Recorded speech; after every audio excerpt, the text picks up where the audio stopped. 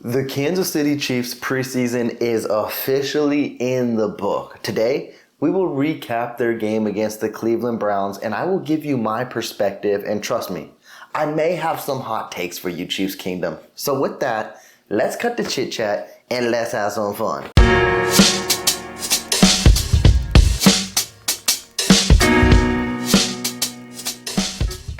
First and foremost, before we get way too ahead of ourselves, I do want to thank everyone who joined my live stream covering that final preseason game for the Kansas City Chiefs. And also, I want to thank everyone who was really patient with me and putting up with my technical difficulties. This is a learning experience for me, and we're going to get it right. And honestly, I've already made those corrections. So week 1 versus the Detroit Lions, when we're live, we shouldn't see those miscues happen. Now, may there be some? Yeah, it's me. It's going to happen every now and then, but we're going to get in the right page and be moving forward smoothly. So I just want to thank everyone for joining and thank you for being patient with me. But now that we're on to this game, this has been an exciting preseason for the Kansas City Chiefs. I really think it's lived up to the hype. Through this whole training camp, what's been discussed is the depth on this team in multiple fashions. And it was displayed in each and every one of these games. And I feel sorry for Brett Veach, Coach Reed, and staff, because this coming Tuesday, when they got to trim that roster down to 53, I know it's going to be a lot of sleepless nights, and they're going to struggle because there's going to be multiple guys that they want to keep on this team. So with me, I want to give some of the hottest hot takes, and let's start it off right away, which we're gonna simmer it down a little bit, and we're gonna talk about that quote-unquote quarterback battle for the QB2 spot between Blaine Gabbert and Shane Bushell. They both had a very solid preseason in my eyes. Now, it's funny. I go on to social media and I see people saying that both quarterbacks struggled and that they don't feel confident in either one of them, which, again, it's my perspective. But I feel like moving forward, Blaine Gabbert is a perfect QB2 and fits everything Coach Reed wants. And I think it was displayed against the Cleveland Brown game. Now, did he have one mishap in the game? Yes. It was an interception. He threw it a little bit behind Bushman, and the cornerback made a play. But man, you saw the same what Bushell was working with and what Gabbert was working with. And when Bushell came out, you seen he was like a little shaky, jitters, whatever it may be. He needed to cool down, and it took him a while to where he was forcing passes. He forced a pick six to former Kansas City Chief Juan Thornhill, and it took him a little while to get with the flow. And that's been the same with Shane Bushell. But with Gabbert, he has that veteran presence in the pocket. Even when the pocket collapses, he looked clutch. He looks like a guy who can be serviceable. And at the end of the day, that's what the Kansas City Chiefs really need. They don't need a really legit quarterback 2 back there. They need someone that if Mahomes misses one game, they can come in and win that game. Quote unquote, Chad Henne. Quote unquote, Matt Moore. Those guys, they weren't world beaters. They weren't top of tier backup quarterbacks, but they became serviceable to where Chiefs Kingdom ended up loving them for what they did as a QB2. And I feel Blaine Gabbert fits that mold perfectly. And since we're focusing on backup quarterbacks, I saw one of the craziest things in my eyes again on social media. And it may not be too crazy because I'm not in the Kansas City Chiefs organization and I don't know what's going on, and I do not know how they feel about their quarterback room behind Patrick Mahomes. But there was a report from Jeremy Fowler, which I never saw the direct report, so I don't even know if this is legit stuff I'm talking about, but that the Kansas City Chiefs as of late have shown interest in Carson Wentz. And kind of floored me because I'm all like, I think Blaine Gabbert and Shane Bushell, what they've done in camp, shown either one of them can be a really, really good backup quarterback. And I don't see why Coach Reed, Brett Veach would go in that direction. So me, I would kill that off. I don't think it's going to happen. But again, I'm not in there. So they may not view Blaine Gabbert or Shane Bushell the same way I view them, to where they can come in and win one game. They may feel, hey, Carson Wentz is talented enough, and Coach Reed, he can mold and make any quarterback good, so maybe that can be the best legit backup quarterback behind Mahomes. I don't know. But I just thought it was crazy, and I just thought I should share it with y'all. Now, this is where we're going to start getting into the fun. And you guys know on this channel, and Chiefs Kingdom 9 times out of 10 doesn't agree with me on this, but I've been a supporter of Clyde Edwards-Helaire, and I think he can be a good running back 3. But what I saw out of La'Mical Perine throughout 3 consistent preseason games, and then to cap it off of what he did against the Cleveland Browns, if the Kansas City Chiefs run with 3 running backs, somehow, some way, La'Mical Perine's got to be on this roster. I don't know how that happens, and I don't see the Kansas City Chiefs going in that direction. So, quote-unquote disclaimer. This is just how I feel and what I feel what direction they should do, which I know they won't. I know they really believe in Clyde Edwards-Helaire in goal line situations, in red zone situations as well, to where he can be a good receiving back. He proved it early last year too, and they probably believe they got that same exact package. But Perine, he was on full display against the Browns, where he had over 40 rushing yards, 40 receiving yards, and then that touchdown was icing on the cake where he's like, hey, what are you going to do? I want to be on this roster. Let's make it happen. Now, most easiest way to do it is the Kansas City Chiefs run with 4 running backs, and La'Mical Perine's going to be your guy. Now, I know Deneric Prince was hyped up throughout all training camp, and he did finally look good against the Cleveland Browns. But to me, it's a little too late, and I feel like the Kansas City Chiefs can find a way to put Deneric Prince on the practice squad. Perine, I'm not quite sure about that. So try to find a way to get him on the roster. And I even think the extra mile, because I know how the Kansas City Chiefs maneuver when it comes to free agency, trading, releasing players. We're not going to get any updates on cuts until Tuesday, unfortunately. Because what is Brett Veach going to be doing? He's going to be trying to find a way to trade or trade for players. And best believe he's probably going to be listening for calls on guys like Clyde Edwards-Helaire or maybe even Justin Watson. I know. Chiefs Kingdom and everyone will come at me being like, they're guaranteed locks on this roster. You're probably right. But with what Perine has done this preseason and now what Marsette has done in this preseason, I really believe Brett Veach is sleepless wondering how.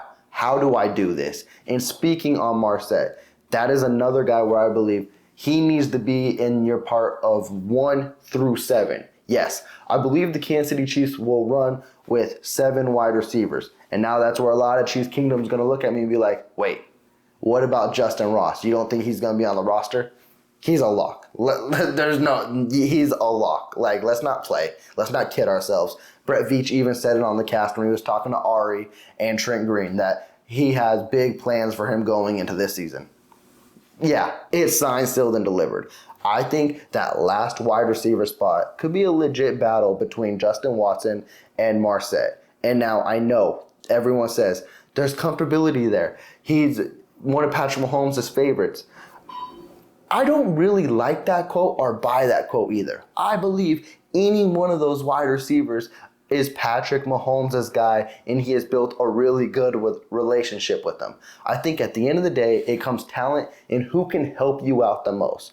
Again, I really see Justin Watson being on this roster, but last year he had 15 catches, and it was nothing really crazy. He had some highlight catches in earlier in the year, even touchdown plays.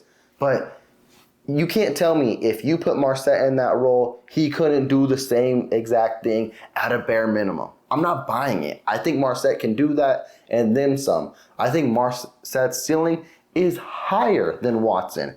And to me, I think it'd be crazy if you just let him go. So there's got to be somehow, some way he is on this roster. And another way it can happen, which maybe the craziest of crazy, is we need to see where Kadarius Toney is at. Now, I know if you put him on IR before the season, he misses the season completely. So that's kind of wishy-washy there to where that doesn't get Marsette onto the roster. But what if initial cuts happen and then Kansas City puts Toney on IR to where he misses, I think, 6 weeks or something like that? That could also be a possible thing too. So I'm very curious what we get report-wise and if Toney reports to practice or if he's still recovering. That's all got to unfold too. So there's something we need to keep really glued in. But with Perine and with Marsette, I really, really believe they need to be on this roster because you can script 10 to 15 plays for them and they can be difference makers because, one, the league isn't well aware of them. And when Kansas City gets new weapons, you know Coach Reed loves to put them out there. And they're so much fun to watch. And if you let them hit the fresh free agency waiver wire, I already know they're going to be a Washington Commander. Eric Bieniemy is going to be all over it. So I already expect the Kansas City Chiefs not to keep Marsette. Perine, I can see making the roster. Marsette, I'm not sold yet, and I can see him hitting the wire. So I'm already kind of leaning back and just expecting the worst. But if they do keep him, I will be so ecstatic and stoked. But let's see what Tuesday brings us. And now my final guy I'm going to discuss, and I literally stayed on the offensive side of the ball. But honestly, we're going to go through and make a 53-man finalized roster going in tomorrow. I'm trying to do the work already on it. You already know it's a havoc. A lot of these players are really, really good, and I'm trying to find a way to fit each and every one of them on this roster. So trust me, tomorrow we're speaking about the defense. But right now, we're focusing on the offense. And Matt Bushman, I really believe the Kansas City Chiefs should keep Matt Bushman over Blake Bell. Again, that may be the hottest of hot takes, but I've loved what Matt Bushman has done in back-to-back preseason years. And if it wasn't for him getting hurt last year, he may have had a legit chance of making the roster too. Now, I know Blake Bell is a really good blocking tight end, and I know the Kansas City Chiefs love to use him in the quarterback tight end sneak. But you've already heard my opinions here. That don't work no more. So you need to find a new way to do your 3rd and inches, 4th and inches. Let Patrick Mahomes do a sneak. That would catch everyone off guard. But Blake Bell, everyone knows when it's 3rd and inches, he's going to go in motion. He's going to do it. And it hasn't been successful. So my real thing is Blake Bell just on this roster to be a blocking tight end? Because if that's the case, I find that replaceable. And I feel like maybe you can mold Matt Bushman into being that guy. Because Matt Bushman right now, as of what I've seen, is already a better receiving tight end than Blake Bell. And if he can get his game up to be as good as a blocking tight end, I'm not that crazy then to say Matt Bushman deserves a roster spot over Blake Bell. Now, I've loved everything Blake Bell has done for the Kansas City Chiefs, but when you keep going each and every year, you got to find new pieces. You got to be fresh and ready to go. And these guys like Matt Bushman, Perine, or Marsette as well can be those fresh pieces to where it keeps everything smooth flowing too. And going back to the Marsette thing, this is how stoked and hot I am on it, is another facet Marsette can help with, and he showed against the Cleveland Browns too, is in the punt return game. Now I know Richie James will probably be your solidified punt returner. But what if that's not the case? Because in years past, and even last year, we've seen Dave Toub work with a different kick returner and a different punt returner. Now, in the preseason, your kick returner has been Deneric Prince. And I don't believe Deneric Prince is making this roster. So that means your kick returner is probably Richie James. So if he's going to have 2 different guys, who's your punt returner? And I think your next man up is Marsette. And he would be playing every game in the punt return game. And also, the Kansas City Chiefs really need to get special teams right this year because it was a huge struggle last year. Now, they did correct it in the playoffs. But just because they corrected it in the playoffs doesn't mean I'm going to ignore what happened for 17 games either. You can't have those same type of mistakes going next year. You need a solidified punt returner, and Marsette may be that guy too. Or if the Kansas City Chiefs feel they can save a spot, they have Richie James doing both. But honestly, I feel Richie James is going to be more involved in this offense than what a lot of Chiefs Kingdom feels like. So if he's going to be involved, one of those duties is going to be taken away from him. So I'm kind of in a toss-up situation now to where who is that punt returner? And that can be where Marsette can slide in. It's all interesting conversations, Chiefs Kingdom, and we're trying to wrap our heads around it, and we'll get answers soon enough. Tuesday is the deadline. We'll probably see cuts start trickling in here and there. With that, please do subscribe to the channel, though, because, like I mentioned, I'm going to give you my predictions on this 53-man roster. Will I be wrong? Probably, because I got a lot of hot takes, and I got players I want to make the roster that I know won't be, but this is the only time of the year I can do it, so go all out. So with that, thank you for checking in the channel. If you did like this video, please leave a big thumbs up. I'm checking out. Y'all take care. Peace.